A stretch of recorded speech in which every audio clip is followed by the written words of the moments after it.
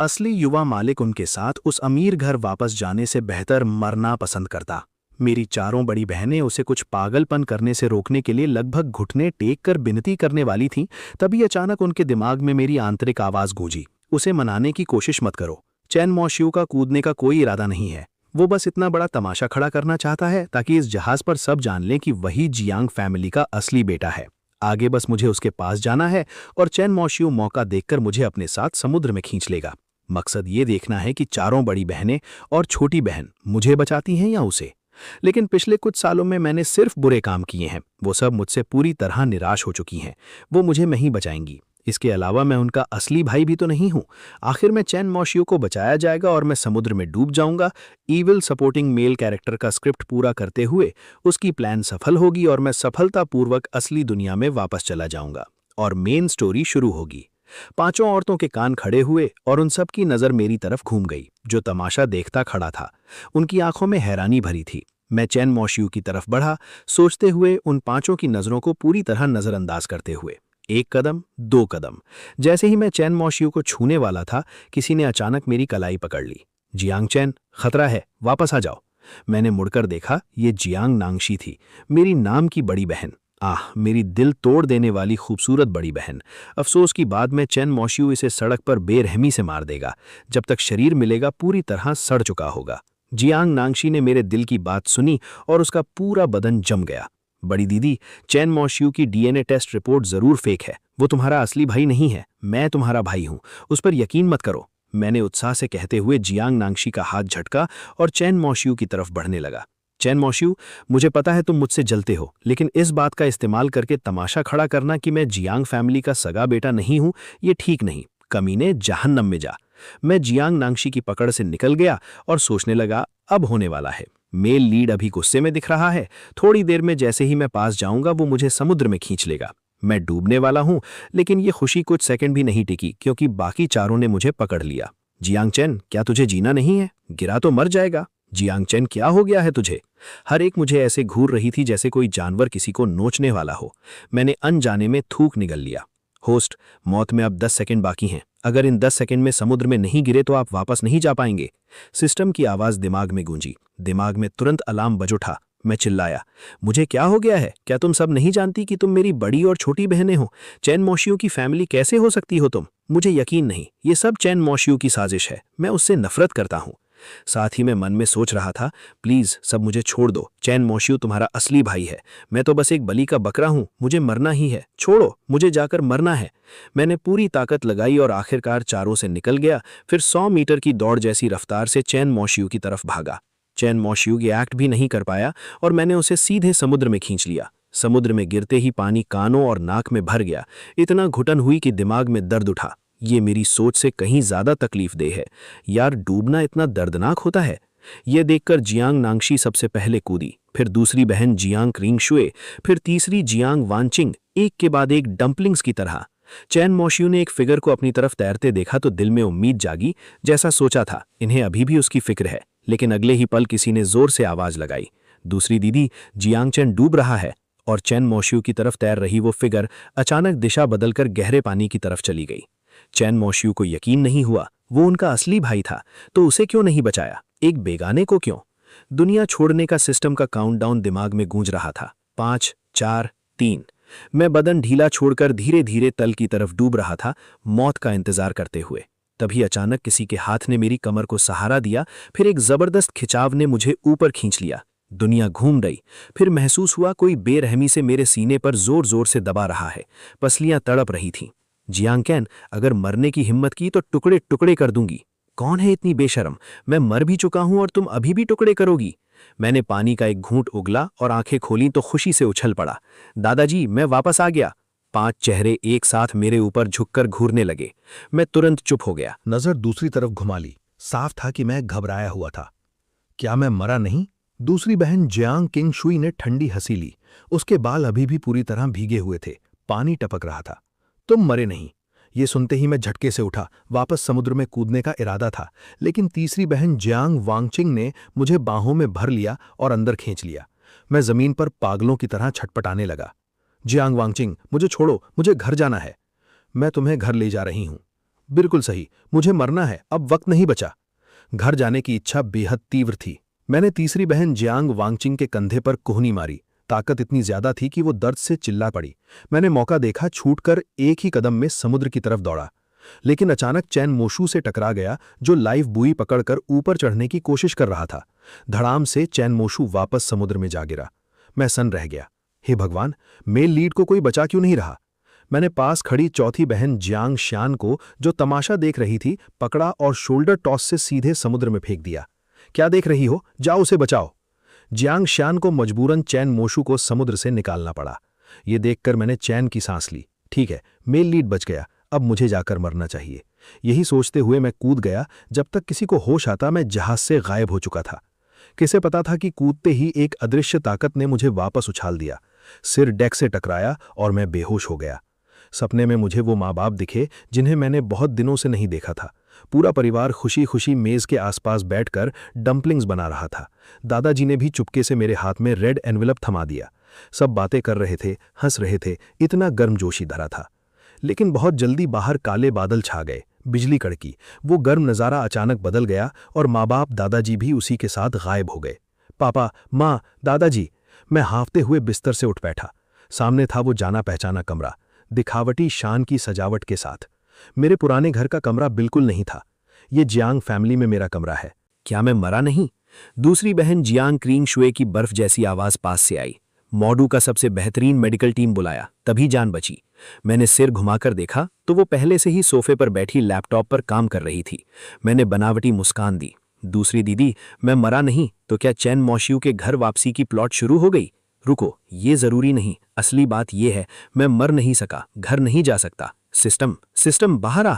न जाने कितने वक्त बाद सिस्टम की आवाज धीरे धीरे आई। होस्ट, सच में माफ करना, वापसी का रास्ता बंद हो गया। मतलब अब मैं वापस नहीं जा सकता? मैंने मेहनत से, ईमानदारी से, पूरी लगन से तुम्हारे लिए इस दुनिया के बग्स ठीक किए और अब तुम कह रहे हो वापस नहीं जा सकते? क्या बकवास है ये? होस्ट, अगर वापस जाना है तो पूरी तरह नामुमकिन भी नहीं है। सिस्टम की आवाज थोड़ी और धीमी हो गई, हकलाने लगी। अगर कुछ कहना है तो साफ बोलो। अभी तुम जिंदा हो इसलिए प्लॉट पर असर पड़ेगा। मेन लीड की फैमिली अफेक्शन स्टोरी लाइन आगे नहीं बढ़ पाएगी और तब ये दुनिया फिर से अपनी ओरिजिनल ट्रैजेक्टरी से भटक जाएगी। ठीक है, मैं भी जाकर मर जाता हूं। सिस्टम की बात अभी खत्म की नहीं हुई थी कि मैं बेड से उठकर खिड़की के पास पहुंच गया, कूदने का अंदाज बनाते हुए। सिस्टम चिल्लाया, होस्ट, अगर मेल और फीमेल लीड्स को प्लॉट पूरी करने में हेल्प करो तो वापस जा सकते हो, मरने की जरूरत नहीं। जियांग चिंग शुए ने लैपटॉप एक तरफ फेंका, दौड़कर आई और एक हाथ से मुझे खींचकर बेड पर पटक दिया। जियांग चैन, मरने की इजाजत किसने दी तुम्हें? जियांग चिंग शुए झुककर मेरे ऊपर आ गई, मुझे नीचे दबाते हुए। जियांग चैन, मुझे नहीं पता तुम्हें मरने की इतनी जल्दी क्यों है, लेकिन ये सब अपने अंदर दबा लो। मेरी इजाजत के बिना मरना चाहो तो भी नहीं मर सकते। मैं उसे लात मारने ही वाला था कि ये सुनकर रुक गया और चेहरे पर हैरानी छा गई। क्या? जियांग चिंग शुए को कुछ हुआ है? ये कौन से डोमिनेटिंग फीमेल सीईओ वाले डायलॉग हैं? इतने क्रिंज हैं और ये पोजीशन भी इतनी अजीब। वो मेरी बहन है। जियांग चिंग शुए ने नजर डाली दोनों की पोजीशन पर और उसके कान अनजाने में लाल हो गए। वो उठने ही वाली थी कि बाहर से दरवाजा खुला। दूसरी दीदी, चैनमॉक शियू ने। जियांग हुआई युए ने दरवाजा धकेलकर अंदर कदम रखा और जियांग चिंग शुए को मेरे ऊपर दबाए देखकर सीधे दौड़कर आई और उसे एक लात से दूर कर दिया। जियांग चिंग शुए, पागल हो गई हो? जियांग चिंग शुए जैसे सुना ही नहीं। जियांग हुआई युए ने परवाह किए बिना मुझे चिंता से देखा। भाई ठीक हो? मैंने सिर हिलाया, हाँ। जियांग हुआई युए की चमकती आंखें बच्चे की जैसी लग रही थी, बेहद प्यारी। अगर मुझे प्लॉट नहीं पता होती कि ये लड़की सबके सामने इनोसेंस का नाटक करती है, दिखती है एक चंचल बिल्ली जैसी, लेकिन असल में इसकी फाइटिंग पावर बेहद स्ट्रांग है। इतनी छोटी उम्र में जियांग फैमिली की अंडरग्राउंड आर्मी की लीडर है। इसके हाथों पर काफी खून है। मैं इसकी अपीयरेंस से बहक जाता, लेकिन इतने पावरफुल कैरेक्टर को भी आखिर में फीमेल लीड सैन नियान ने स्कीम करके एक टेररिस्ट अटैक में मरवा दिया। चैनमॉक शियू ने इसकी वजह से सैन नियान से ब्रेकअप भी कर दिया। जियांग हुआई युए बस उन दोनों के बीच एंग्स्ट बढ़ाने का एक जरिया थी। ये सोचते हुए जियांग हुआई युए को देखने का मेरा अंदाज और अफेक्शनेट हो गया। इसके विपरीत जियांग हुआई युए का एक्सप्रेशन और बिगड़ता जा रहा था। जैसे ही वो कुछ कहने वाली थी, जियांग चिंग शुए कमर दबाते हुए चली आई और उसे पीछे खींच लिया। तुम अभी चैनमॉक शियू के बारे में क्या कह रही थी? तब जियांग हुआई युए ने अपनी बात रोककर जियांग चिंग शुए की तरफ रुख किया। चैनमॉक शियू घर से भाग गया। ये सुनकर मेरी आंखें चमकी। क्या प्लॉट शुरू हो गई? चैनमॉक शियू सैन नियान को बचाने के लिए घर से भागा था। हालांकि सैन नियान फीमेल लीड है, लेकिन वो बेहद ट्विस्टेड है। सिर्फ बदले के लिए जीती है, नतीजों की परवाह किए बिना। उसने चैनमोक्शियू को तब तक तोड़ा जब तक उसकी फैमिली बर्बाद नहीं हो गई। वो पूरी तरह टूट नहीं गया और फिर भी आखिर में दोनों का हैप्पी एंडिंग हुआ। सच में जानना चाहता हूं वो दिखती कैसी है कि चैनमोक्शियू को इस हद तक बेकाबू कर सके। दूसरी दीदी, छोटी दीदी, तुम दोनों जाओ चैनमोक्शियू को ढूंढो, मेरी फिक्र मत करो। दोनों ने संदेह से मुझे देखा, लेकिन आखिरकार एक के बाद एक मेरे कमरे से निकल गईं। दूसरी दीदी, मुझे लगता है मैंने सुना। चुप रहो, अभी बस देखते हैं। जियांग हुआई यूए चुप हो गई। मैंने थोड़ा तैयार होकर अकेले विला से निकल गया, पूरी तरह बेखबर कि जियांग चिंग शुए और जियांग हुआई यूए पीछे पीछे चल रही हैं। अगर ठीक याद है तो सैन नियान नियान इस वक्त कुछ लोगों से जान बचाकर भाग रही है। एक डैगर उसकी तरफ उड़ता है, सीने में घुसने ही वाला होता है, तभी चैनमोक्शियू ठीक वक्त पर पहुंचकर उसे बचाता है। दोनों का रोमांस यहीं से शुरू होता है। ये घटना south west old town district की एक गली के पीछे होनी है। मैंने टैक्सी ली और south west old town district पहुंचा। गाड़ी से उतरते ही मूसलाधार बारिश शुरू हो गई। मैंने जल्दी से हाथ में रखी छतरी खोली। अच्छा हुआ मुझे पता था कि चैनमोक्शियू और सैन नियान नियान की पहली मुलाकात के वक्त बारिश होगी, इसलिए छतरी साथ ले आया। लेकिन पीछे आ रही जियांग चिंग शुए और जियांग हुआई यूए छतरी नहीं लाई थी और गाड़ी से उतरते ही भीग गईं। बारिश आ गई है, अब फीमेल लीड का पीछा होगा। चैनमोक्शियू पहुंचेगा, मदद करेगा और दोनों में फीलिंग्स जागेंगी। मुझे जाकर नॉवेल का ये मशहूर और रूह हिला देने वाला सीन देखना ही है। अरे लड़के, रुक जा। अचानक पीछे से एक कठोर मर्दाना आवाज आई। फिर कोई मुझसे टकराया और मेरी छतरी हाथ से छूट गई। पीछे से दौड़ते आए उस आदमी ने उस पर पैर रखकर तोड़ दिया। ये 1 लाख रुपए की लग्जरी कार अम्ब्रेला थी। बड़ी बहन की गाड़ी से मारी थी और बस यूं ही टूट गई। बारिश ने पूरी तरह भिगो दिया, हड्डियों तक ठंडक उतर गई। मैंने उस अपराधी की तरफ देखा। सबसे आगे भाग रही लड़की गली के कोने में मुड़ गई। मैं चौंक गया। ये तो वो सुपर ट्विस्टेड फीमेल लीड है, सैन नियान नियान, जो मेल लीड के साथ कैप्टिविटी गेम भी खेलती है। मैं जल्दी से पीछे गया, गली के मुहाने पर छुपकर झांकने लगा। अरे छोटी, दौड़ना जानती है तो जानती है। आगे डेड एंड था। सैन निन्यान कोने में घिरी खड़ी थी। 1 दर्जन से ज्यादा आदमियों ने कमर से डंडे और चाकू निकाल लिए, चेहरे पर खतरनाक भाव। अगर ठीक याद है, सैन निन्यान का पीछा करने वाले वो लोन शार्क्स हैं जिनसे उसने बाप की बीमारी का इलाज कराने के लिए पैसे उधार लिए थे।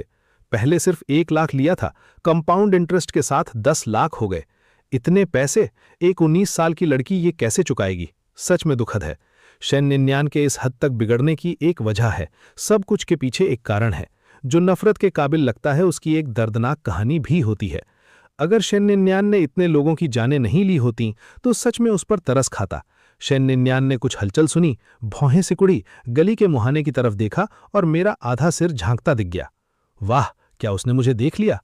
मुझे लगा मैं अच्छे से छुपा हूं, शायद पकड़ा नहीं है ना। डर के मारे मैंने सिर पीछे खींच लिया। एक नजर में दूर चैनमोक्शियू दिखा, बारिश में भीगते हुए एक बुजुर्ग की दुकान समेटने में मदद कर रहा था। धीरे धीरे जमीन से टैंजरीन्स उठाकर ट्राइसिकल के पीछे रख रहा था। यार चैनमोक्शियू क्या कर रहा है? तेरी डेस्टिन्ड वाली आ गई है और अभी भी टैंजरीन्स उठा रहा है। मेन लीड वाला काइंड और हेल्पफुल रोल निभा रहा है अभी। प्लॉट आगे बढ़ा मेन लीड। चैनमोक्शियू मेरी आंतरिक आवाज तो सुन नहीं सकता था, एक मन से बुजुर्ग की मदद करता रहा।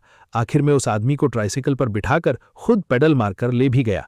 मैंने देखा चैनमोक्शियू का पीठ का नजारा बारिश के पर्दे में धुंधलाता जा रहा है, मुंह से निकल ही गया। चैनमोक्शियू वापस आ। वो सुन नहीं सकता, बिल्कुल नहीं सुन सकता। सिस्टम की आवाज धीरे से आई। होस्ट, अगर प्लॉट नॉर्मली आगे नहीं बढ़ी तो तुम वापस नहीं जा पाओगे।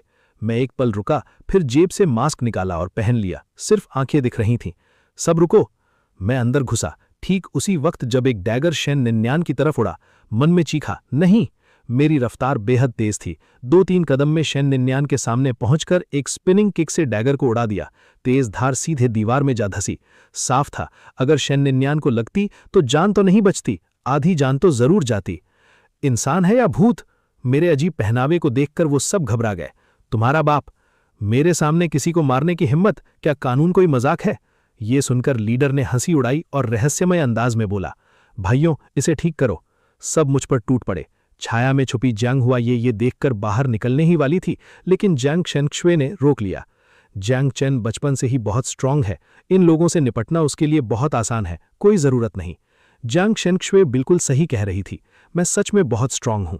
यही वो एकमात्र गोल्डन फिंगर है जो सिस्टम ने मुझे ट्रांसमाइग्रेट करते वक्त दी थी। उस वक्त तो मैंने ये सोचकर शिकायत की थी कि ये स्किल बेकार है, बाद में पता चला कितनी काम की है। वो 1 दर्जन से ज्यादा आदमी उग्र थे। सैन निन्यान का चेहरा कठोर हो गया। वो मुझे एक तरफ धकेलकर चाकू छीनने ही वाली थी कि मैं खुद आगे बढ़ गया। वो लेफ्ट हुक मार रहे थे, राइट हुक, बेतरतीब लेकिन तेज हमले। लेकिन हर मुक्का लगा, 3-4 मूव्स में सारे 1 दर्जन से ज्यादा लोग जमीन पर थे, चीखें गूंज रही थीं। मैं अंदर से मजे से हंस रहा था, लेकिन चेहरे पर ठंडापन था। जमीन पर पेट थामे पड़े आदमियों को देखा। क्या अभी भी भागोगे नहीं? वो रेंगते हुए गली से निकल गए। शुक्रिया। जैसे ही मैं मुड़ा, शन निन्यान की आवाज सुनाई दी। अभी तो उन्हें भगाने में इतना लगा रहा था कि शन निन्यान पर ध्यान ही नहीं गया। अब सामने खड़ी शन निन्यान को ध्यान से देखा। शन निन्यान की रंगत बेहद पीली थी, जिससे उसके चेहरे पर लगा खून का धब्बा और भी साफ दिखता था। नाक नक्शे नाजुक थे और आंखों में गहरी काली चमक थी, जैसे उनके भीतर तारे टिमटिमा रहे हों। और आंख के नीचे वो एक तिल, बस एक अलग ही कशिश थी। वाह, इतनी उम्र में फिगर भी इतनी कमाल। इस बेघर भटकी हुई लड़की को गले लगाऊं तो मैं तो धोखा खाऊं, धोखा। शन निन्यान ने सामने खड़े नौजवान को घूरा, मुंह का कोना हल्का सा हिला। ये क्या बड़बड़ा रहा है? मैंने ऊपर देखा। कुछ नहीं, मेरा नाम चैन मोशू है, मिलकर खुशी हुई। शन निन्यान ने बड़े शालीनता से हाथ मिलाया, मुस्कुराई, सिर हिलाया। हेलो, मेरा नाम शन निन्यान है।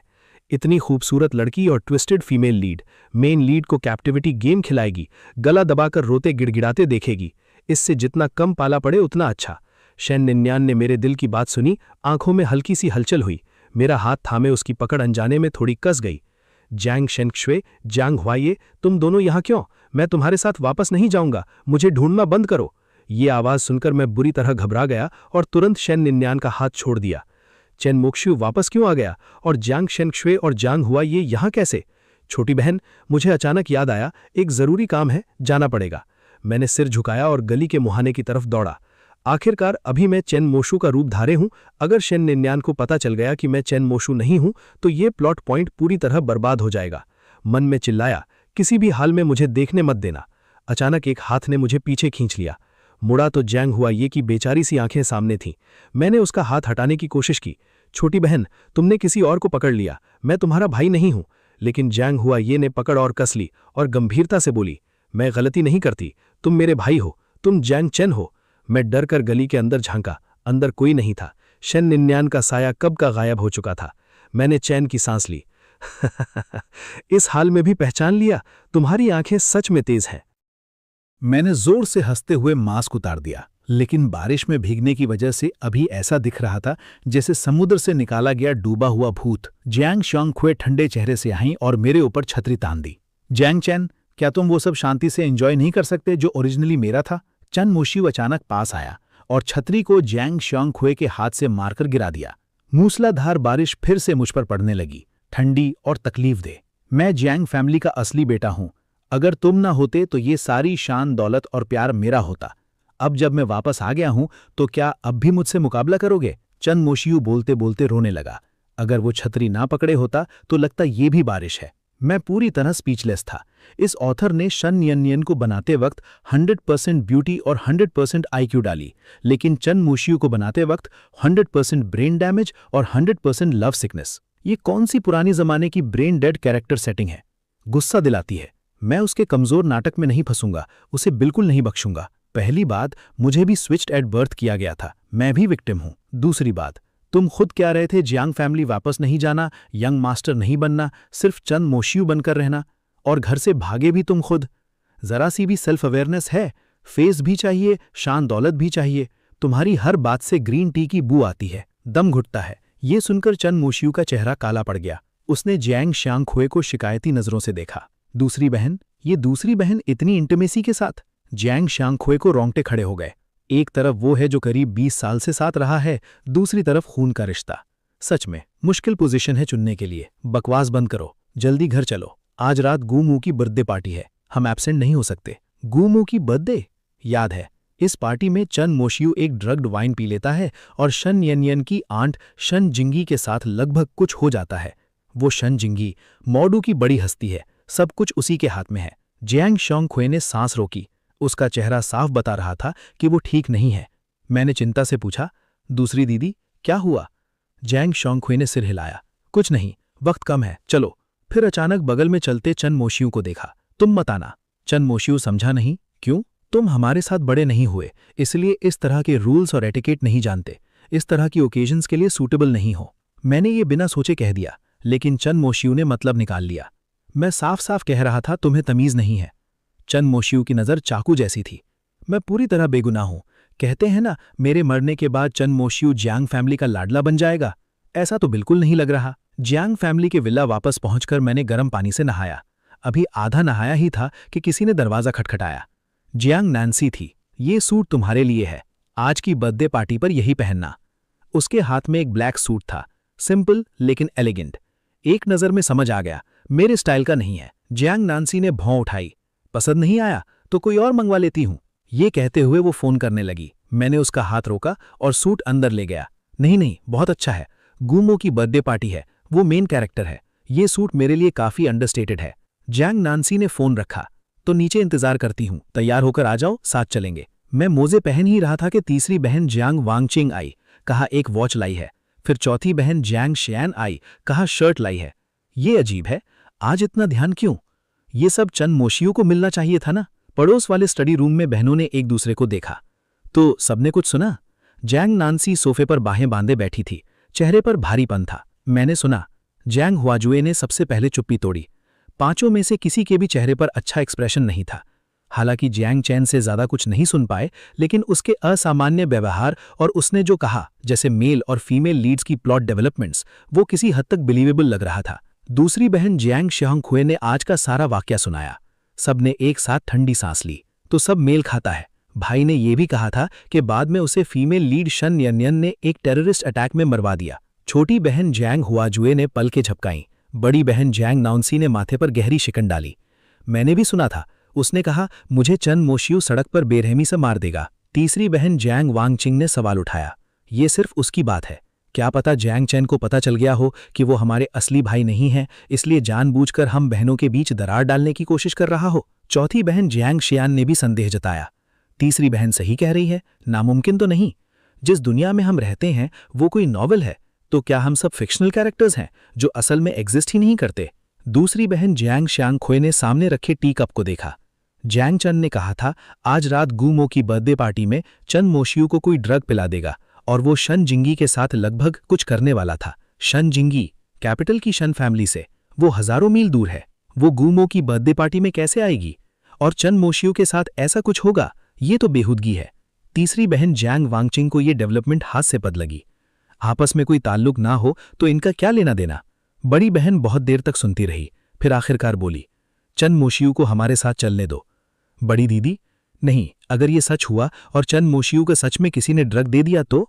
लेकिन वो हमारा सगा भाई भी तो है। जल्दी नहीं, देर सवेर मुलाकात होगी ही। भले ही हम साथ नहीं पले बड़े, लेकिन उसे दूसरों से अपमानित नहीं होने देंगे। दूसरी बहन जियांग किंगशो सबसे पहले असहमत हुई। अगर हम जियांग चैन और उसकी आवाज का सच जानना चाहते हैं तो यही सबसे जरूरी बात है। चैन मोशियू को जाना ही होगा। बड़ी बहन की बात पर कोई सवाल नहीं उठा सकता था। जब मैं बैंक्वेट हॉल के एंट्रेंस पर पहुंचा तो मुझे तुरंत सफेद सूट में चैन मोशियू की शानदार छवि दिखी। चैन मोशियू ने मुस्कुराते हुए मेरा स्वागत किया। बड़ी बहन ने कहा कि मैं भी साथ आ सकता हूं, लेकिन मुझे मेकअप करना नहीं आता, इसलिए दूसरी बहन ने खास तौर पर कंपनी का सेलिब्रिटी मेकअप आर्टिस्ट बुलाया। ये सूट चौथी बहन का गिफ्ट था और ये वॉच तीसरी बहन की। उसने अपनी कलाई पर बंधी डिजाइनर वॉच को घमंड से हिलाया। उसकी नजर मेरे चेहरे से मेरी कलाई की तरफ गई। जब उसने देखा कि मेरी कलाई पर भी एक वॉच है, बिल्कुल वैसी ही, बस रंग अलग है, उसका चेहरा तुरंत बदल गया। मेरे मुंह का कोना फड़का। एक सफेद एक काली, हमारे सूट्स के साथ कॉन्ट्रास्ट में। एक नजर में कोई भी जो नहीं जानता वो सोचता कि हम बेहद करीबी भाइयों की जोड़ी हैं। मैंने अपने बगल में खड़ी बहनों को देखा और मन ही मन उन पर जमकर हंसा। नामी ग्रामी खानदान से हो, कोई एस्थेटिक सेंस है तुम्हें? लेकिन शायद यही सही है। बचपन से जो गिफ्ट्स देती थीं वो या तो limited edition remote control cars होती थीं या मॉडल्स या अलग अलग किस्म के लेगोज। सच में कोई एस्थेटिक सेंस नहीं है ने। बिना एस्थेटिक सेंस वाली चारों बहनें गहरी चोट महसूस कर रही थीं। हाई सिटी में रियल एस्टेट का काम करने वाले गू फैमिली ने 10,000 स्क्वायर मीटर का पूरा बैंक्वेट हॉल बुक कर लिया था और मोडू के सभी रसूखदार लोगों को इन्वाइट किया था। सब ऊंचे दर्जे और ताकत वाले लोग थे। मोशू की इस तरह की पार्टी में ये पहली बार था, इसलिए वो ऑकवर्ड और अनिश्चित था और बहनों के पीछे पीछे चल रहा था। जब तक उसने गूमो को नहीं देखा तब जाकर वो अलग होकर उसकी तरफ बढ़ा। मोशू लगता है गूमो से काफी करीब है ना? जियांग शेन ने दोनों को बात करते और हंसते देखा और थोड़ी जिज्ञासु हुई। मैंने शैंपेन का घूंट लिया और मन में सोचा, बेशक करीब है। पैसे कमाने के लिए चैन मोशू जियांग के घर में टेम्परेरी हेल्पर का काम करने के अलावा गूमो के 10 साल छोटे भाई को ट्यूशन भी पढ़ाता था। उनके बीच रिश्ता काफी अच्छा था। किसी को ड्रग देने का यह आइडिया चैन मोशू ने ही गूमो को दिया था। ये सोचकर मेरी दयनीय नजर चौथी बहन जियांग शेन के चेहरे पर जा टिकी। दरअसल वो ड्रग वाला ग्लास जियांग शेन के लिए था। गूमो को जियांग शेन ने कई बार रिजेक्ट किया था, इसलिए चैन मौशू ने उसे ये घटिया आइडिया दिया कि देर होने से पहले पका लो। किसे पता था ये उल्टा पड़ेगा और चैन मौशू खुद ही वो पी जाएगा। सच में कहना पड़ेगा ये प्लॉट बेहद खतरनाक था। ये सुनकर जियांग शेन की पीठ पर ठंडा पसीना छूट गया। बाकी सब हंसी रोक नहीं पाए। तीसरी बहन जियांग वानकिंग का हाथ चौथी बहन जियांग शेन के कंधे पर था। होठों पर मुस्कान छिपाए नहीं छिप रही थी। तो वो ड्रग तुम्हारे लिए था। जैसे ही ये बात निकली सब और जोर से हंस पड़े। मैंने उन्हें अजीब नजरों से देखा। बहनों, तुम हंस किस बात पर रही हो? बड़ी बहन जियांग नोंगशी ने सिर हिलाया, मुस्कान छिपाते हुए। कुछ नहीं। दूर से गुमो हाथ में शराब का गिलास लिए धीरे धीरे आया, स्लेटी सूट में, चेहरे पर मुस्कान। उसने चौथी बहन जियांग शेन की तरफ गिलास बढ़ाया। शियन, बहुत दिन बाद मिलना हुआ। जियांग शेन ने उसके हाथ में गिलास देखा और डर से लगातार पीछे हटने लगी। माफ करना, मैं शराब नहीं पीती। उनके बगल में खड़े मुझे हंसी आ गई। गुमो का पीछा करना बहुत अग्रेसिव था। उसने एक बार जियांग शेन को नहाते वक्त झांक कर भी देखा था, इसलिए जियांग शेन उससे ट्रॉमेटाइज थी और बेहद डरती थी। अंकल गू की खातिर ना होता तो वो शायद इस बर्थडे पार्टी में आती ही नहीं। बहनें फिर बेवजह हंस पड़ी। सिर्फ जियांग शेन का चेहरा किसी तपेली के पेंदे जितना काला था। गुमो की आंखों में एक हैरानी की चमक आई जब उसने मुझे देखा। तुम जियांग चेन हो? हाँ, मैं ही हूं। लेकिन फिर गुमो की कहानी भी काफी दर्दनाक है। उसने हिम्मत से प्यार का पीछा किया, लेकिन एक तरफा रहा और अपने सो कॉल्ड अच्छे दोस्त चैन मोशू के हाथों नुकसान उठाया और जंगली जानवर के मुंह में पड़ते पड़ते बचा। अगर चौथी बहन जियांग शेन वक्त पर ना पहुंचती तो वो कब का मारा गया होता, लेकिन उसकी वजह से उसकी टांगे चली गईं। बाद में जियांग शेन के इजहार पर उसने खुद को इतना असुरक्षित महसूस किया कि छत से कूद गया। चौथी बहन और गुमो ने लगभग एक साथ मेरी तरफ देखा। मेरा चेहरा एकदम ब्लैंक था। क्या हुआ? मेरे चेहरे पर कुछ लिखा है? एक वेटर पास से गुजरा। गुमो ने अनजाने में हाथ का गिलास उसकी ट्रे पर रख दिया। सुना है यंग मास्टर जियांग पियानो बहुत अच्छा बजाते हैं, क्या मुझे ये सुनने का सौभाग्य मिल सकता है? बिल्कुल। ये कहकर मैं सीधे कोने में रखे पियानो की तरफ बढ़ गया। जैसे जैसे मैंने धीरे धीरे कीज दबाई, एक अद्भुत धुन ने वहां मौजूद सबको चुप करा दिया। ये देखकर चैन मौशू को थोड़ा गुस्सा आया, हाथ का गिलास पिया और चला गया। बड़ी बहन ने यह देखा और बगल में खड़ी तीसरी बहन को साथ लेकर उसके पीछे चली दी। बैंक्वेट हॉल की दूसरी मंजिल पर अंधेरे में काले इवनिंग गाउन में एक औरत बैठी थी। उसकी नजर नीचे मुझ पर से गुजरी। उसकी आंखें थोड़ी सिकुड़ी। उसने बगल में खड़े वेटर को इशारा किया, ट्रे से एक गिलास उठाया और धीरे से खड़ी हो गई। संगीत खत्म हुआ। बहुत लोगों ने तालियां बजाई। कुछ लोगों ने मुझे पहचाना भी। ये जियांग परिवार का नकली यंग मास्टर नहीं है। ये यहाँ क्यों है? सिर्फ यही नहीं, मैंने उनके असली बेटे को भी अभी देखा। आज रात की बर्थडे पार्टी जरूर शांत नहीं रहेगी। पिछली बार तो दोनों ने यॉट से समुद्र में कूदने का नाटक भी किया था। स्टेज के नीचे सबको तालियां बजाते देखकर मैं मन ही मन खुश हो रहा था। इतने सालों तक नकली यंग मास्टर के रूप में कड़ी मेहनत करने के बाद अगर मैं असली दुनिया में वापस जाऊं, क्या किसी पियानिस्ट बन सकता हूं? वो दुखी काम तो छोड़ना ही पड़ेगा। मैं वर्ल्ड टूर कॉन्सर्ट का सपना देखते देखते स्टेज से उतरने लगा। एक पल की लापरवाही में टखने में मोच आ गई। देखा कि मैं गिरने ही वाला हूं। छोटी बहन ने पल भर में मुझे थाम लिया। भाई ठीक हो? गुमो ने चिंता से कहा। सूजन तो बहुत आ गई है, जल्दी लाउंज चलते हैं, मैं डॉक्टर बुलाने जाती हूं। छोटी बहन ने पूरी ताकत लगाकर मुझे दूसरी मंजिल के लाउंज में खींच लिया। सच में अच्छा है कि एक डाई हार्ड फैन जैसी छोटी बहन हो, इतनी नरम, इतनी आरामदायक। छोटी बहन का चेहरा अचानक लाल हो गया और उसके कदम खुद ब खुद तेज हो गए। मैंने उसका चेहरा लाल देखा और उत्सुकता से पूछा, छोटी बहन, तुम्हारा चेहरा इतना लाल क्यों है? शर्माती हुई छोटी बहन बड़ी प्यारी लगती है। जांग हुआ यू का चेहरा और लाल हो गया। शायद बहुत गर्मी है, मैं देखती हूं डॉक्टर आया या नहीं। वो मुड़कर भागी, थोड़ी लड़खड़ाई, लगभग गिरते गिरते बची। उसने लाउंज का दरवाजा बंद किया और मुझे अकेला छोड़ दिया। इस वक्त चैन मोशू जरूर शेन जिंगदी के साथ होगा। औरत ने आवाज सुनकर माथे पर बल डाले, आंखें खोली, नजर मेरी पीठ पर पड़ी। कमरे में रोशनी बंद थी, बाहर खिड़की से आती चांदनी से ही कुछ दिख सकता था। हालांकि शेन जिंगदी शेन न्यान्यान की चाची है, लेकिन सबसे दर्दनाक मौत उसी की होती है। चैन मोशू ने यह जांचने के लिए कि शेन न्यान्यान अभी भी उससे प्यार करती है या नहीं, शेन जिंगदी से शादी करना मंजूर कर लिया, जिसकी वजह से शेन न्यान्यान ने शेन जिंगदी को मौत की हद तक नफरत की। शेन न्यान्यान ने शेन फैमिली पर कब्जा करने के बाद शेन जिंगदी को बेसमेंट में बंद कर दिया, दिन रात तड़पाया, उसे जिंदगी से बेजार कर दिया। कितनी दर्दनाक बात है। अचानक पीछे से हाथ मेरे कंधे पर पड़ा और मुझे सीधा नीचे खींच लिया। मैं अचानक बेड पर जा गिरा, सामने एक जोड़ी गहरी आंखें। मैं चौंक गया, उस औरत के कंधे पकड़े और उसे आगे की तरफ पलटकर जमीन पर दे मारा। शेन जिंगदी की पीठ जोर से फर्श पर टकराई। इतना दर्द हुआ कि आंखों में आंसू आ गए। मैंने हाथ बढ़ाकर कमरे की बत्ती जलाई और साथ ही शेन जिंगदी की तरफ एक डंबल उछाल दी। सौभाग्य से शेन जिंगदी ने इस बार वक्त पर रिएक्ट किया, डंबल लगने से बच गई। मैंने शेन जिंगदी को सतर्कता से देखा। ये क्या है? तुम कौन हो? यहां क्यों हो? शेन जिंगदी ने माथे पर बल डाले। ये तो मुझे पूछना चाहिए, तुम कौन हो? बाहर लाउंज के दरवाजे पर प्राइवेट का साइन नहीं देखा? मैं तुरंत स्पीचलेस हो गया। जांग हुआ यू मुझे खींच कर लाई थी। मुझे दरवाजे पर ऐसा कोई साइन नहीं नजर आया। जानता था कि गलती मेरी है, इसलिए सिर झुकाकर सोचने लगा कि इस मुसीबत से कैसे निकलो। इस पार्टी में आने वाले लोग या तो बहुत अमीर हैं या बहुत रसूखदार। इस औरत का यहाँ प्राइवेट लाउंज है, जरूर कोई बड़ी हस्ती होगी। ऊपर से दिखने में भले ही जांग फैमिली का यंग मास्टर हूं, लेकिन हूं तो नकला ही। किसी बड़े आदमी से पंगा लिया तो जांग फैमिली मुझे बचाएगी नहीं, लगता है खुद ही निपटना होगा। मेरी आंखें इधर उधर घूमी, दिमाग पूरी रफ्तार से चला। दरअसल मैं यहाँ क्लीनर हूं, आया था देखने की यंग मिस्ट्रेस को कोई सफाई की जरूरत है। शैन जिंगडी ने मुझे ऊपर नीचे देखा, आंखों में पड़ताल थी। ये मुझे नहीं पता था कि क्लीनर्स को सफाई के लिए महंगे सूट्स पहनने होते हैं। ये तुम्हारी नई यूनिफॉर्म है या तुम्हारे बॉस का नया शौक? मैंने गहरी आवाज में कहा। हालांकि तुम बहुत खूबसूरत हो, लेकिन तुम्हारा यह व्यवहार सेक्सुअल हैरेसमेंट है। मैं अभी पुलिस में रिपोर्ट कर सकता हूं। शैन जिंगडी की मुस्कान गायब हो गई। वो उठने ही वाली थी कि उसका पैर पिलो पर फिसला और पूरा शरीर आगे की तरफ झुककर मुझ पर जा गिरा। नरम होठ। वो कुछ पल के लिए सन्न रह गई, तब जाकर एहसास हुआ कि उसके होठ मेरे गाल से छू गए हैं। ओ नहीं, मेरे साथ ऐसा क्लीशे प्लॉट कैसे हो सकता है? उतरो तुम फीमेल हुलीगन। मेरे कुछ करने से पहले ही शैन जिंगडी खुद उठकर मुझसे दूर हो गई, लेकिन उस एक पल के स्पर्श से उसे अपने शरीर में बदलाव महसूस हुआ। अंदर से गर्मी उठने लगी और शरीर कांपने लगा। मैं जल्दी से जाने लगा, लेकिन शैन जिंगडी ने मुझे कोने में धकेल दिया, बहुत ही अजीब पोजीशन में। मैंने देखा शैन जिंगडी का चेहरा लाल था, सांसें तेज थीं और उसकी आंखों का अंदाज बिल्कुल असामान्य था। मेरी आंखें फैल गईं और अचानक कुछ याद आया। ओह नहीं, क्या उसने गूमो का वो ड्रग वाला ग्लास नहीं पी लिया? ये ग्लास तो गलती से चैन मौशू को पीना था। बहन शांत हो जाओ। अचानक अगले पल बाहर से पदों की आवाज आई। पकड़े जाने के डर से शैन जिंगडी ने हाथ बढ़ाकर दरवाजा बंद कर लिया।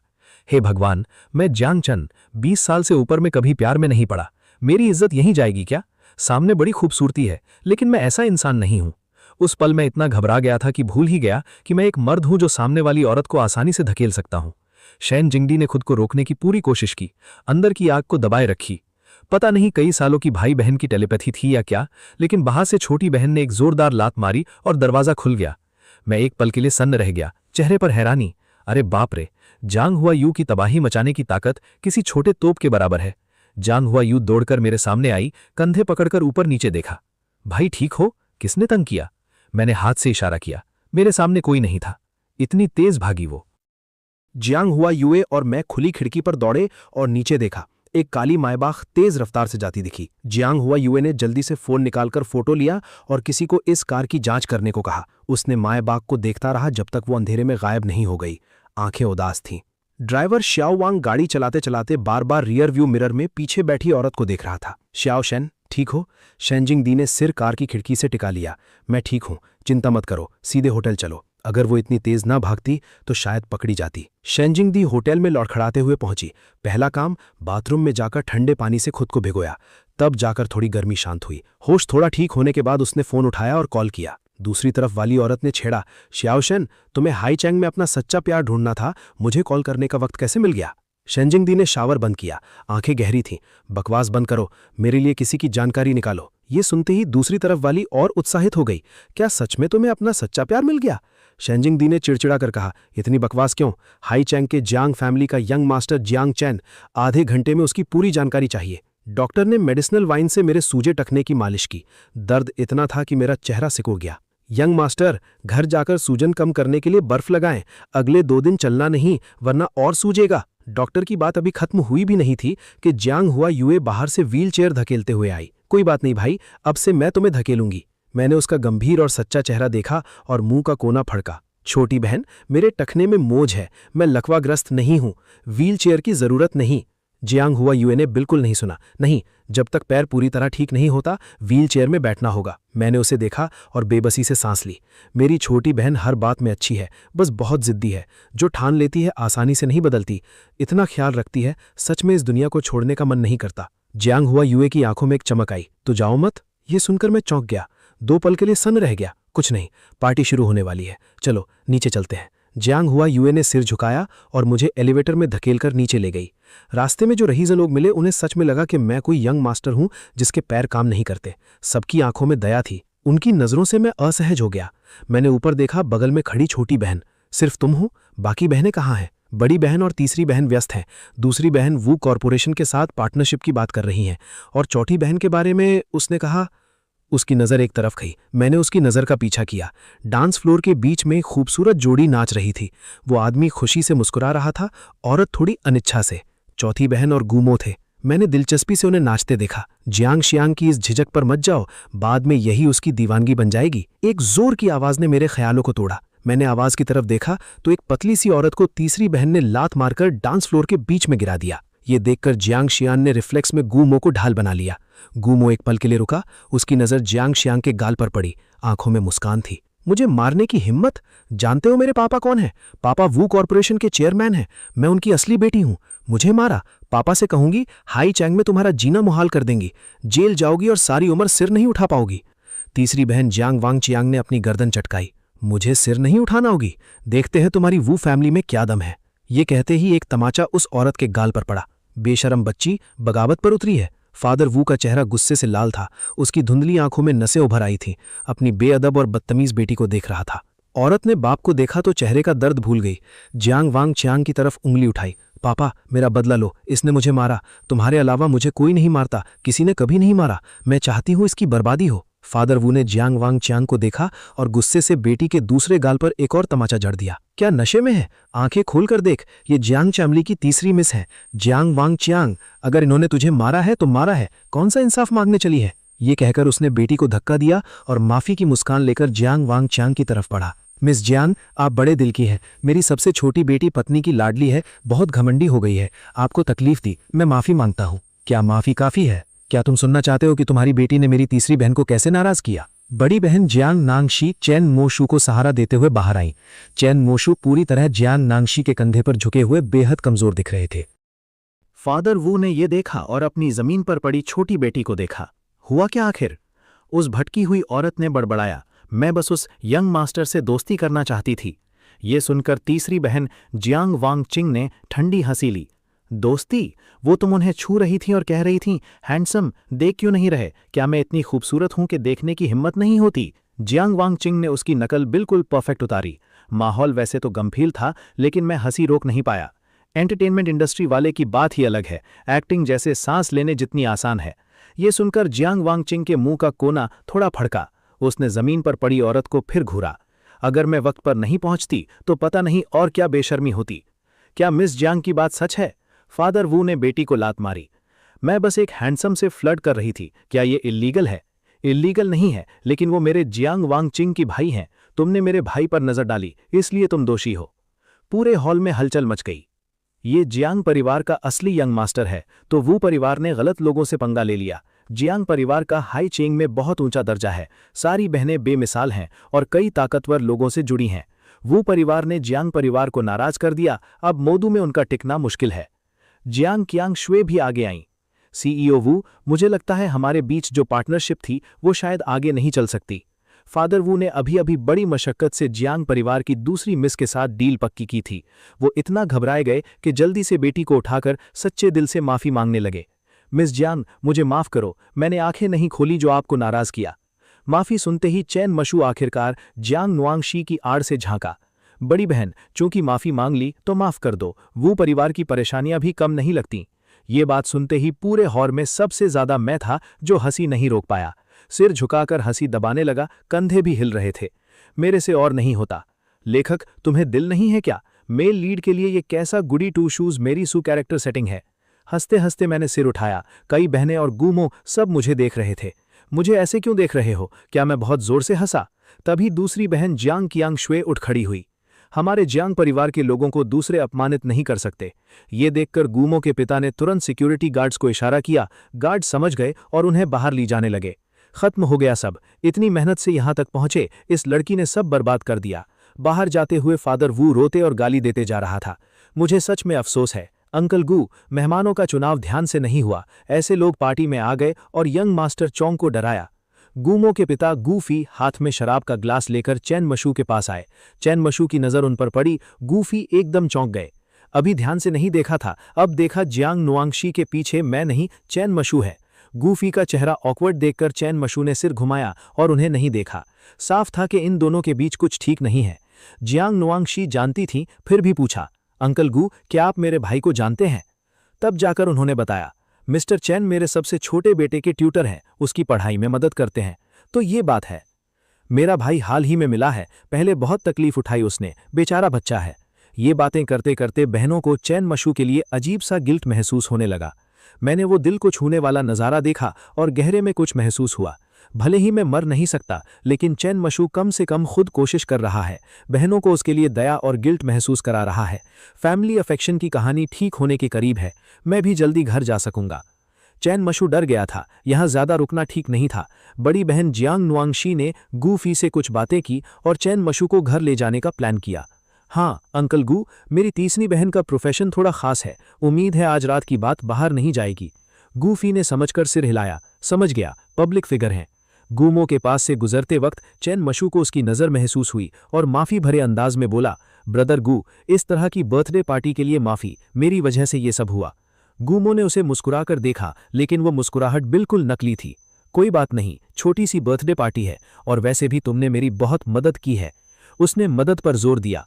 आसपास के लोगों को कुछ अजीब नहीं लगा, लेकिन चौथी बहन जियांग श्यान के यान को लगा कि जिस तरह उसने गूमो को देखते हुए सिर झुकाया वो थोड़ा अजीब है।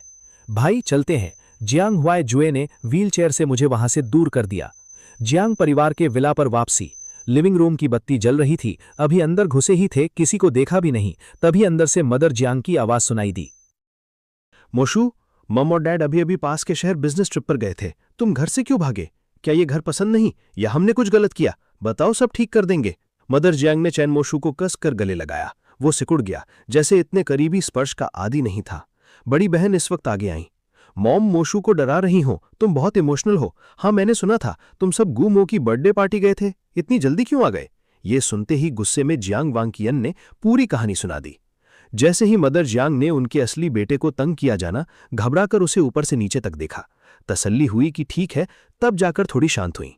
अगले पल मदर जियांग ने माथे पर बल डाले। वू फैमिली की सबसे छोटी बेटी को जानती हूं, बदतमीज है, हमेशा झगड़ा करती है। किंगशुए वू फैमिली के साथ पहले कोई प्रोजेक्ट था ना? दूसरी बहन ने जल्दी से बताया। एक बार कोलैबोरेशन हुई थी, लेकिन अब वो फैमिली की कंपनी से कोई काम नहीं। ठीक है, ऐसे लोग उस लायक है भी नहीं। अपने सर्कल में सबको बता दूंगी, वो फैमिली मोदू में टिक नहीं पाएगी। अरे दरवाजे पर खड़े क्यों हो, जल्दी आओ अंदर, आज खुद खाना बनाया है मैंने, बहुत सारे। मम और डैड खुशी से चैन मोशू को अंदर खींच ले गए।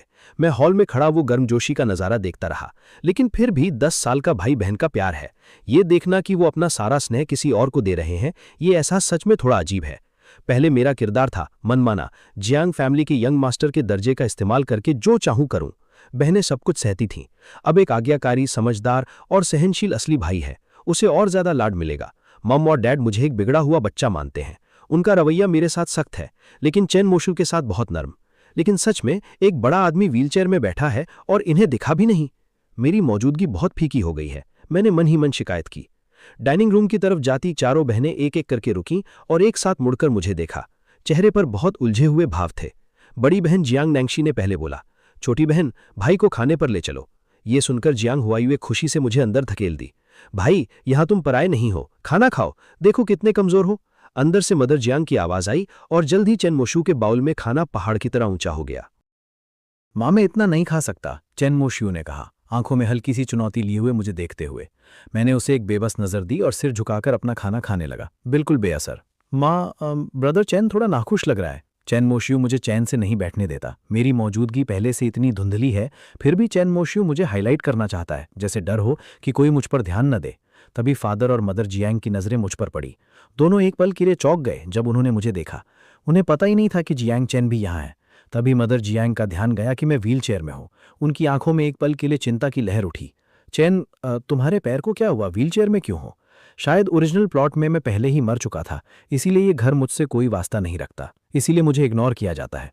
मैंने सिर झुकाकर खाना खाते हुए कहा, थोड़ी कड़वाहट के साथ। कुछ नहीं, बस मूंछ है।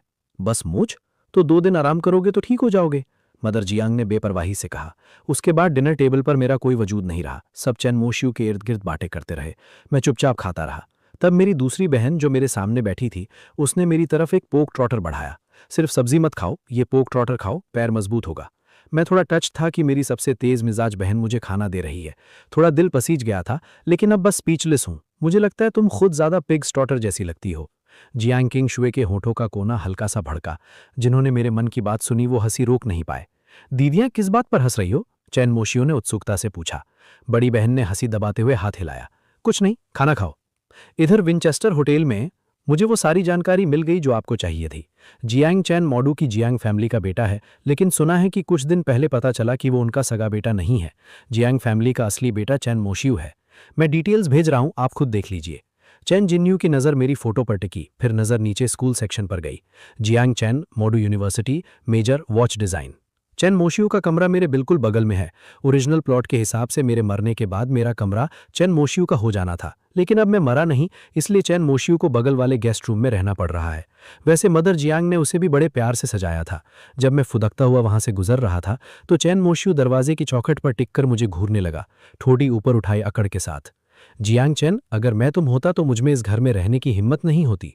मेरे सामने उसने अपना असली रंग बिल्कुल नहीं छुपाया। मैं हंसते हुए उलझन में बोला, जियांग फैमिली अमीर और ताकतवर है, हर महीने 1 लाख पॉकेट मनी देते हैं। मेरा कमरा तुम्हारे कमरे से 2 गुना बड़ा है। नाम के लिए भी जियांग सरनेम मेरा है। मैं अभी भी जियांग फैमिली का यंग मास्टर हूं, तो मैं क्यों जाऊं? चैन मोशियू ने गुस्से से कहा, तुम इतने बेशर्म कैसे हो सकते हो? सॉरी, मैं हमेशा से बेशर्म हूं। उसे गुस्से में देखकर मेरा मूड बहुत अच्छा हो गया। मैंने उसे इग्नोर किया और फुदकता हुआ अपने कमरे में चला गया। चैन मोशियू ने ठंडी हंसी दी और अपना दरवाज़ा बंद कर लिया। बहनें परछाइयों से निकलकर दोनों बंद दरवाजों को देखने लगी। सच में जिद के अलावा जियांग चैन कोई बुरा इंसान नहीं है। क्या हम मोशियू की वजह से उसे नेग्लेक्ट कर रहे हैं? चौथी बहन को अचानक मेरे लिए थोड़ी तरस आई। ये मत भूलो कि जियांग चैन ने पहले मोशियू को कितना तंग किया था। तीसरी बहन जियांग वांगकिंग ने चिड़चिड़ाहट से कहा। दूसरी बहन जियांग किंग शुए ने सहमति जताई। मोशियू हमारा सगा भाई है, आखिर उसने बाहर बहुत तकलीफें सही हैं, हमें उसके साथ थोड़ा बेहतर बर्ताव करना चाहिए।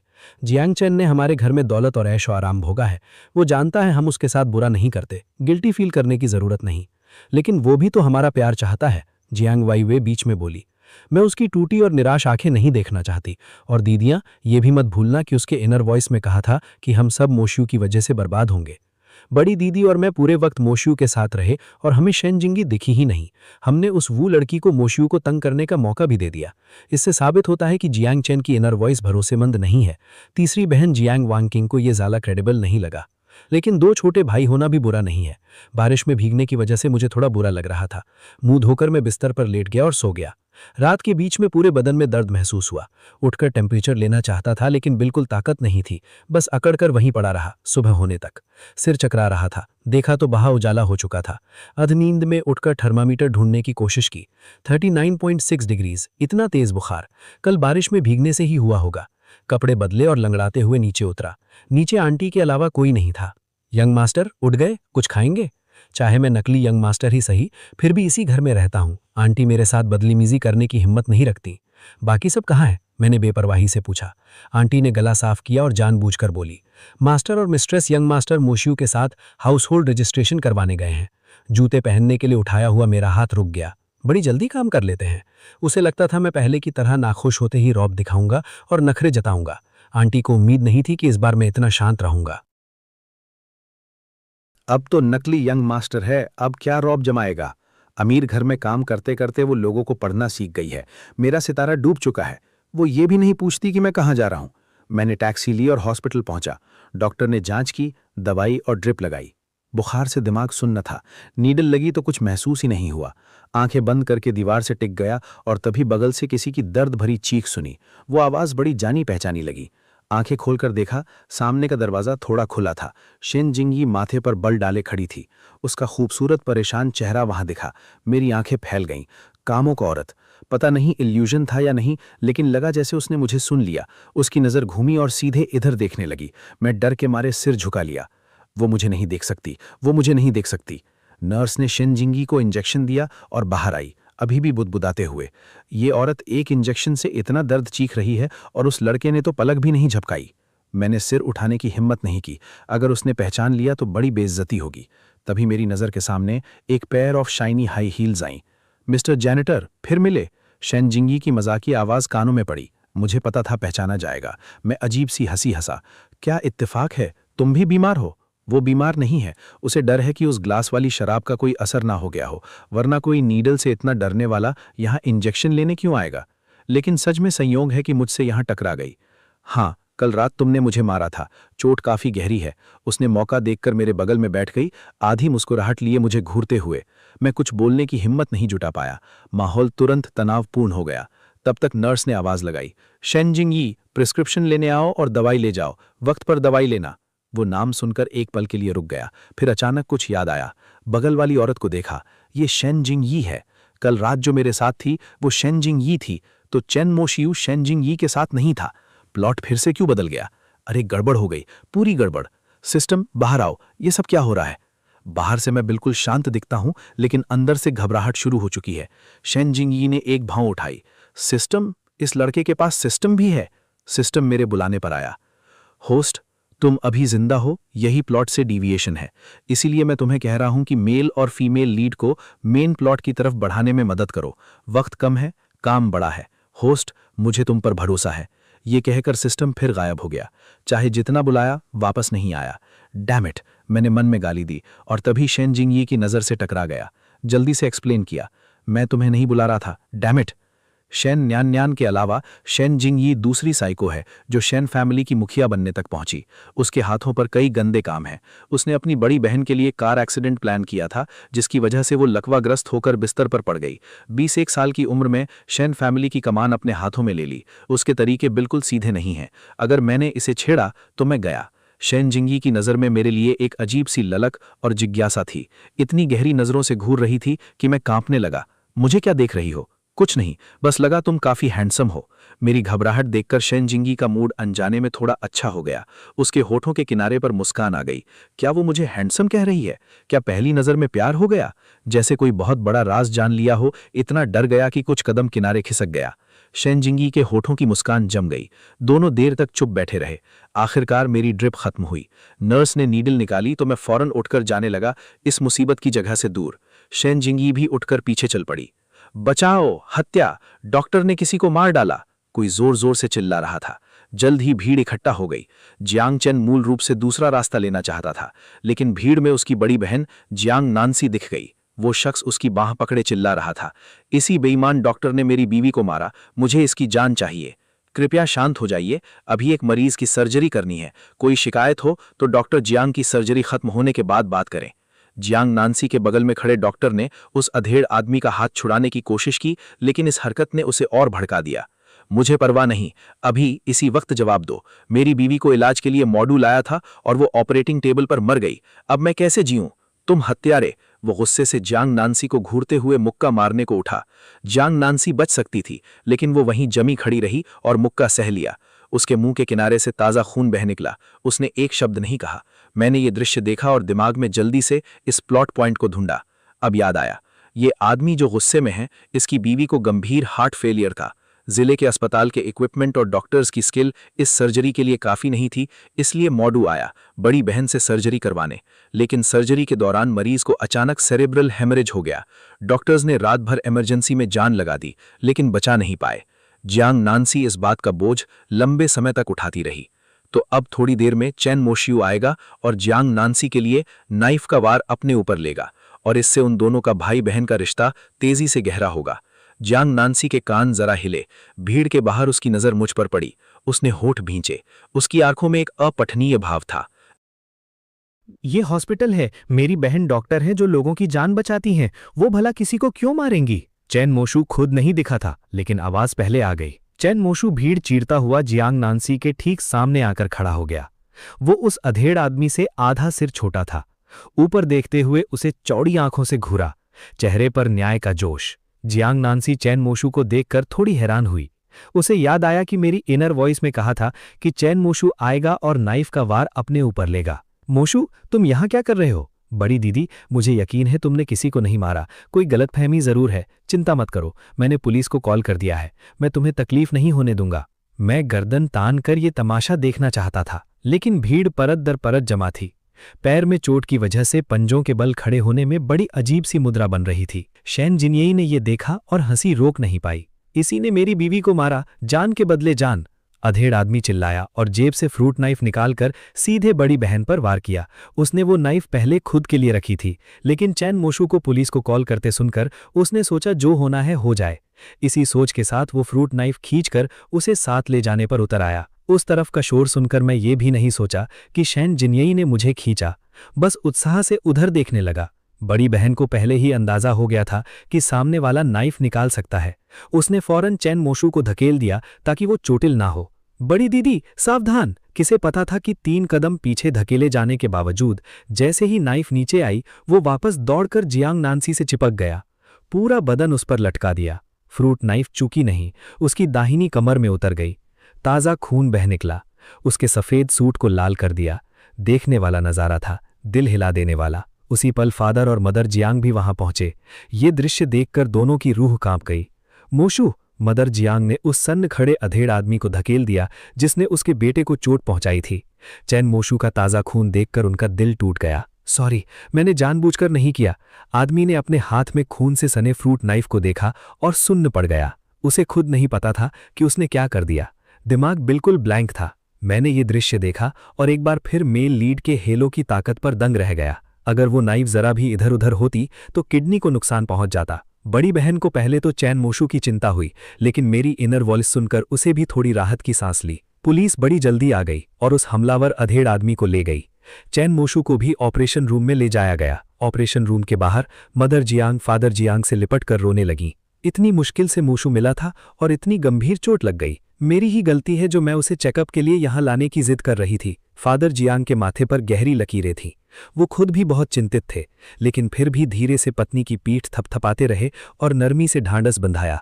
ठीक रहेगा, मोशू को कुछ नहीं होगा। बड़ी बहन दीवार के सहारे खड़ी माँ बाप की बातें सुनते हुए अपने हाथ पर जमे सूखे खून के धब्बे को देखती रही, आंखों में अनकहे जटिल भाव। उसने पहले ही भांप लिया था, वो तैयार थी। उसने तो चैन मोशू को धकेल भी दिया था ताकि चोट न लगे। तो फिर उसने ये वार अपने ऊपर क्यों लिया? डैड, मॉम, बड़ी दीदी, मोशू कैसा है? दूसरी बहन जियांग किनशुए भागती हुई आई। उसकी बड़ी करीने से सजी हेयर की कुछ लटें माथे पर बिखर आई थीं। वो पास ही में बिजनेस मीटिंग में थी जब चैन मोशू के बारे में खबर मिली। घबराहट में तुरंत दौड़ी आई। बड़ी बहन ने बेबसी से सिर हिलाया। सर्जरी चल रही है, अभी कुछ पता नहीं। इधर मैं दवाई लेकर दूसरी तरफ की विंडो से निकल रहा था। हॉस्पिटल से बाहर निकला, लेकिन शेन जिनयेई पीछे पीछे आ रही थी। ये मेरे पीछे क्यों है?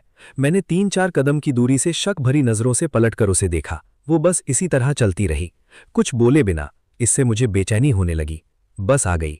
मैं लंगड़ाते हुए बस में चढ़ा, कोड स्कैन किया और खाली सीट पर बैठ गया। मेरे पास अभी काफी सेविंग्स हैं, लेकिन अब मैं जियांग परिवार का 5वां यंग मास्टर नहीं रहा। चैन मोशू है, ये पैसे संभाल कर खर्च करने होंगे। स्कूल शुरू होने पर बहुत खर्चे होंगे। अभी बैठा ही था कि शेन जिनयेई को भी बस में चढ़ते देखा।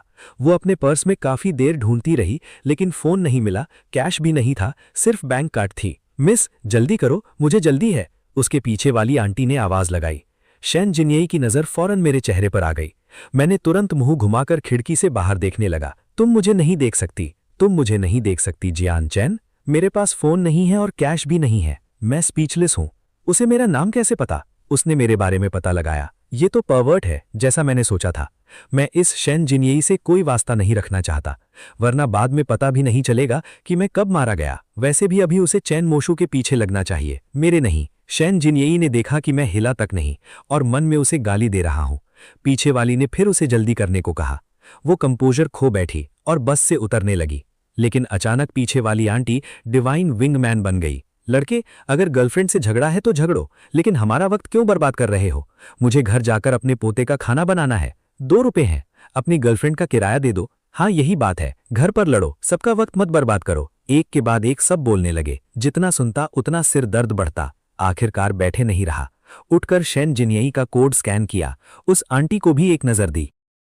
आंटी, मैं इनका बॉयफ्रेंड नहीं हूं। ये 2 रुपए मेरी तरफ से चैरिटी समझ लो। किसे पता था कि जैसे ही मैंने पे किया, उस आंटी ने मेरी सीट पर कब्जा कर लिया, सब्जी की टोकरी पांव में रखी और मुझे देखकर मुस्कुराई। सॉरी बेटा, मैं बूढ़ी हूं, पैर अच्छे नहीं हैं, ठीक से खड़े भी नहीं हो सकती। उस वक्त बस में कोई खाली सीट नहीं थी। पैर में दर्द है और बुखार से सिर घूम रहा है। घर पहुंचने में कम से कम 1 घंटा है। रास्ते में सीट मिले भी या ना मिले, इतनी देर खड़ा कैसे रहूंगा? मेरा बॉयफ्रेंड पहले यहां बैठा था। तुम्हें जरा भी शर्म नहीं आती? मुझसे पहले शेन जिंगी की आवाज आई। उस आंटी को भी उम्मीद नहीं थी कि वो इतनी सख्ती से बोले भी। तुम मुझे बेशरम कह रही हो? बुजुर्गों को सीट नहीं देते? वैसे भी इस लड़के ने खुद कहा वो तुम्हें जानता भी नहीं। तुम क्यों बीच में पड़ रही हो? मेरे बॉयफ्रेंड से झगड़ा चल रहा है। ये कहते हुए उसने कैजुअली मेरी बाह से बाहर डाली। मैंने छुड़ाना चाहा, लेकिन उसने और कसकर पकड़ लिया। उस आंटी का चेहरा गुस्से से लाल हो गया। मुझे परवाह नहीं, मैं पहले बैठी थी तो ये सीट मेरी है, तो तुम्हारे अंदर जरा भी कैरेक्टर नहीं है। शेन जिंगी ने उस आंटी को पूरी घृणा से देखा। मैं हंसी रोक नहीं पाया। मुझ में क्या गुण कर्म है जो एक फीमेल सीईओ को एक आंटी के साथ सीट के लिए लड़ते देखने का मौका मिल रहा। आसपास के सब आंटी पर उंगलियां उठाने लगे। सबको लग रहा था उसने सही नहीं किया। आंटी की इज्जत नहीं बची।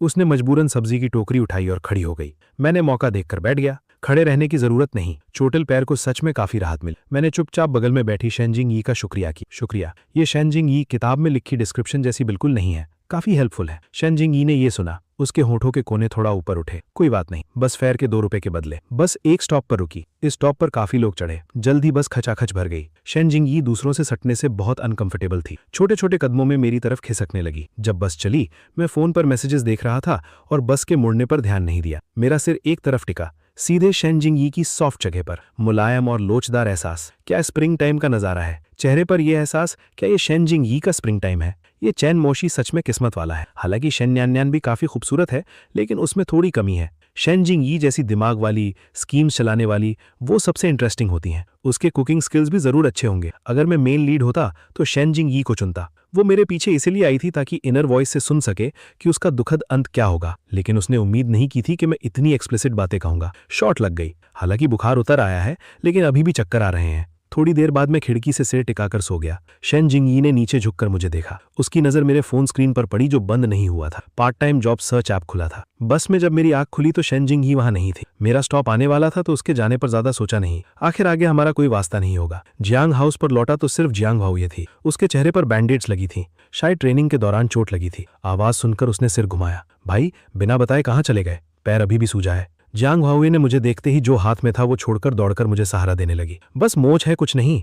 वैसे चैन मौशी को तो चाकू लगा, सर्जरी चल रही है। छोटी बेवकूफ बहन, तू मेरी परवाह क्यों करती है? जाओ और चैन मौशी से अच्छा रिश्ता बना। उसकी टांग नहीं पकड़ोगी तो और जल्दी मरोगी। जियांग भाऊ ने ये सुना, उसकी भौएं कस गईं। उसकी नजर मेरे हाथ में पकड़ी दवाई की थैली पर पड़ी। आंखों में चिंता आ गई। दवाई कैसी? तबीयत ठीक नहीं?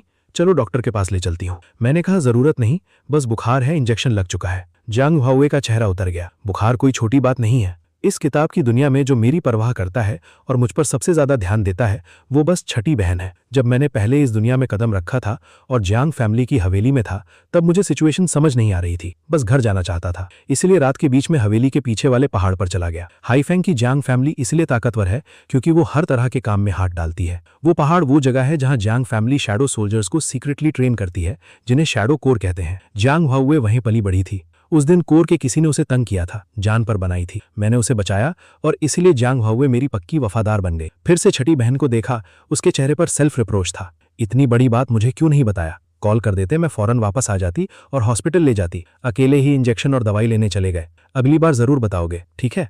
जियांग भाऊ ने नाराजगी से कहा। बीमारी में अगली बार क्या होगा? वो बात कर ही रहे थे कि दूसरी बहन जियांग केंगशुए आ गई। हाउसकीपर, कुछ चिकन सूप बनाओ, हॉस्पिटल में मोशियू के लिए ले जानी है। जियांग केंगशुए अंदर आई और जियांग भाऊ को देखा। मोशियू को चोट लगी है, बाद में मेरे साथ हॉस्पिटल चलो उसे देखने। मैंने बेबसी से मुंह बनाया। प्यार और अनप्यार का फर्क साफ दिखता है। दूसरी बहन ने ना तो मेरे हाथ में दवाई देखी, ना ये देखा कि मैं यहां खड़ा हूं भी। आखिर 10 साल के भाई बहन हैं। रिश्ता गहरा नहीं था, लेकिन मैंने एक वक्त उन्हें सच में अपना परिवार माना था। जियांग किंगशू ने एक पल के लिए रुककर ऑकवर्डली मेरी तरफ देखा। तुम्हें दवाई क्यों चाहिए? तबीयत ठीक नहीं है? मैं एक पल के लिए ठिठक गया और फिर बोला, बस बोर हो गया था, कुछ करने को था नहीं इसलिए दवाई खा ली। दवाई लेकर हो ही रहा था कि जियांग किंगशू और जियांग हुआई युए हॉस्पिटल के लिए निकल गए। मुझे भी साथ खींच लिया। इतनी जल्दी इंजेक्शन नहीं लगवाना, दूसरी बहन ड्राइविंग करते हुए बोली। मैं तुम्हें मोशियू को देखने ले जा रही हूं। इसे इतनी गंभीर चोट लगी है, तुम्हें भी देखने जाना चाहिए। मैं उसका क्या लगता हूं? उसकी चोट से मेरा क्या लेना देना? दूसरी बहन का मुंह फड़का। अगर इस घर में रहना है तो मोशियू से अच्छा रिश्ता रखना होगा। अगर जियांग किंगशू ने पहले की तुम्हारी बुलिंग की बात माफ कर दी तो तुम दोनों अच्छे भाई बन सकते हो।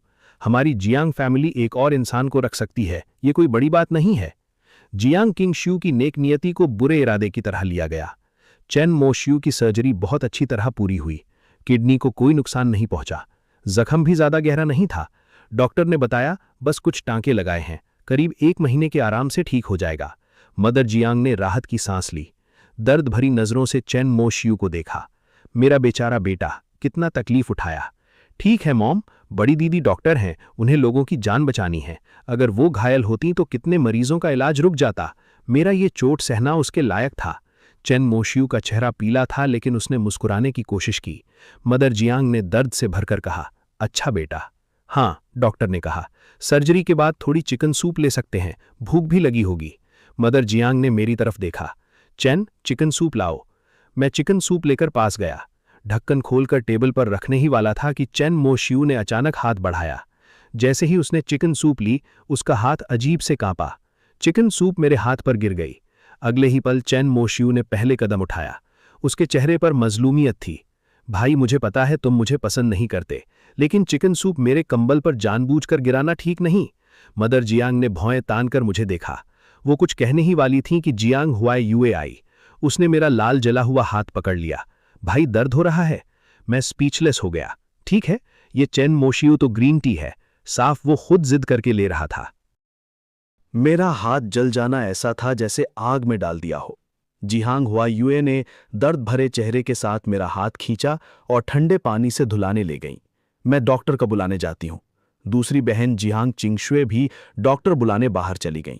चैन मोशियू असल में इस मौके का फायदा उठाकर उन्हें मुझसे नफरत दिलाना चाहता था, लेकिन उसे उम्मीद नहीं थी कि सब एक एक करके इतना ख्याल रखेंगे। चैन मोशियू की नज़र में मेरे लिए जलन का एक धागा खुद ब खुद आ गया। वो साफ जियांग फैमिली का सगा बेटा था, उनका सगा भाई, तो फिर मैं ही क्यों सबका चहेता था। डॉक्टर जल्दी आ गया और चोट देखी। जलन ज्यादा गहरी नहीं थी। वक्त पर ठंडे पानी से धोने और ऑइंटमेंट लगाने से काम चल जाएगा। क्या किस्मत है, पहले बुखार, अब जलन। लगता है ये दुनिया किसी मरे हुए इंसान को बर्दाश्त नहीं कर सकती। मैं मन ही मन बड़बड़ाया, फिर सिर घुमाकर हॉस्पिटल बेड पर चैन मोशू को देखा। बात करें इस मेडिकल डिस्प्यूट की, तो जियांग नानसी इससे बहुत अफेक्टेड हुई थी। अकेले रूफटॉप पर जिंदगी के बारे में सोचते सोचते उसे अपनी जिंदगी का प्यार मिल गया। इस वक्त बड़ी बहन जरूर उस लड़के के साथ है जो सुसाइड करने वाला था। उसे जिंदगी के बारे में समझा रही है, बचा रही है। वो लड़का इस नॉवेल का मूनलाइट जैसा किरदार है। अफसोस, उसकी मौत बड़ी दर्दनाक थी।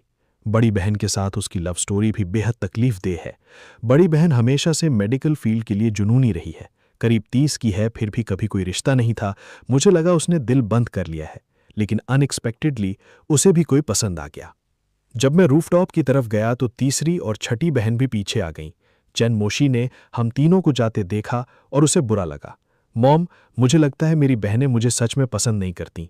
ये सुनकर मदर जियांग ने हाथ बढ़ाकर उसका सिर थपथपाया। ऐसा कैसे हो सकता है? तू इतना समझदार और अच्छा बच्चा है, बहनें तुझे जरूर पसंद करती हैं। चैन मोशू कुछ नहीं बोला, बस डरी हुई नजरों से दरवाजे को घूरता रहा। मदर जियांग बेहद चालाक थी। उसने तुरंत उसके मन की बात भांप ली। चिंता मत कर, तू वापस आ गया है। अब जियांग फैमिली का इकलौता बेटा तू ही है। मुझे पता ही नहीं था कि पीछे से दोनों बहनें जियांग चिंगशुए और जियांग हुआई यूए भी पीछे आ रही थीं। मैं रूफटॉप पर पहुंचा और दरवाजे की दरार से झांक कर देखने लगा। जैसे ही देखा, सफेद कोट में जियांग नानसी की फिगर वहां खड़ी दिखी। उसके सामने एक लाल बालों वाला लड़का किनारे पर बैठा था, जैसे किसी भी पल कूद सकता हो। वो सिर्फ 22 साल का है, इतना छोटा, और दिल की बीमारी। फील्ड पर चमकता हुआ एथलीट बन सकता था, लेकिन हार्ट कंडीशन की वजह से दौड़ना छोड़ना पड़ा। बड़ी बहन उसे समझाने की कोशिश करी रही थी कि अचानक मेरी आवाज सुनाई थी। उसने सिर घुमाकर देखा और मैंने झट से सिर पीछे खींच लिया। मेरी जान निकल गई, बाल बाल बचा। जियांग नानसी के मुंह का कोना थोड़ा सा हिला। मुझे पता चल गया मैं पकड़ा जा चुका हूं। सामने वाले लड़के को हार्ट कंडीशन है, ये जानते हुए उसे नीचे लाने का तरीका उसे पता था। दोस्त, मैं इस हॉस्पिटल के कार्डियक सर्जरी डिपार्टमेंट की डायरेक्टर हूं। दिल की बीमारी के मामले में मेरी काफी अथॉरिटी है। तुमने अभी अभी ये पता चला होगा, है ना? अपनी मेडिकल रिकॉर्ड्स दिखाओ। हार्ट डिजीज लाइलाज नहीं होती। तुम इतने छोटे हो, अभी तो ट्रीटमेंट ट्राई भी नहीं किया, तो हार क्यों मान रहे हो? जियांग नानसी ने अपनी आवाज को नर्म रखने की कोशिश की। लड़के ने उसे डरी हुई नजरों से देखा। हाथ में मेडिकल रिकॉर्ड्स कसे हुए थे। इलाज के लिए पैसे नहीं है। जियांग नानसी ने आराम से कहा, पैसे कोई प्रॉब्लम नहीं, फंड रेज कर सकते हो। मैं पोस्ट लिखने में हेल्प करूंगी, लोग डोनेट करेंगे। पहले नीचे आओ, फिर बात करते हैं। जियांग नानसी ने उसकी तरफ हाथ बढ़ाया। वो बेहद खूबसूरत थी, नजर में एक नरमी थी। लड़के को उसके पास कुछ आसान लगा। लड़के ने नीचे झांका, ऊंचाई देखकर टांगे कांपने लगी। फिर जियांग नानसी को देखा और उस पर भरोसा करने का फैसला किया। जैसे ही वो नीचे आने लगा, फोन बजोखा। उसने फोन उठाकर देखा, चेहरे का रंग उड़ गया। फोन बजता रहा, जल्दी उठाने का दबाव था। जैसे ही उठाया, दूसरी तरफ से महाजंग टाइल्स की आवाजें आईं। एक बेपरवाह औरत की आवाज गूंजी, सुना है टीचर ने बताया कि हाल ही में किसी कंपटीशन में प्राइज मिला है, कुछ 1000 मिले होंगे। मेरे महाजंग के पैसे खत्म हो गए हैं, भेज दे। लड़के की आंखें जलने लगीं। मॉम, मेरे पास पैसे नहीं हैं। पैसे नहीं हैं? वो 1000 रुपए प्राइज के कहाँ गए? कोच से पूछ चुकी हूं, कल ही मिले थे। ली शेयांग, सुन, ब्रांडेड शूज वगैरह मत खरीदना दोस्तों की तरह। वो पैसे मुझे दे दे, कम से कम कुछ राउंड्स और खेल लूंगी, जीत भी सकती हूं। दूसरी तरफ से महाजंग टाइल्स की आवाजें आती रहीं। ली शियांग की सांसें धीरे धीरे भारी होने लगीं।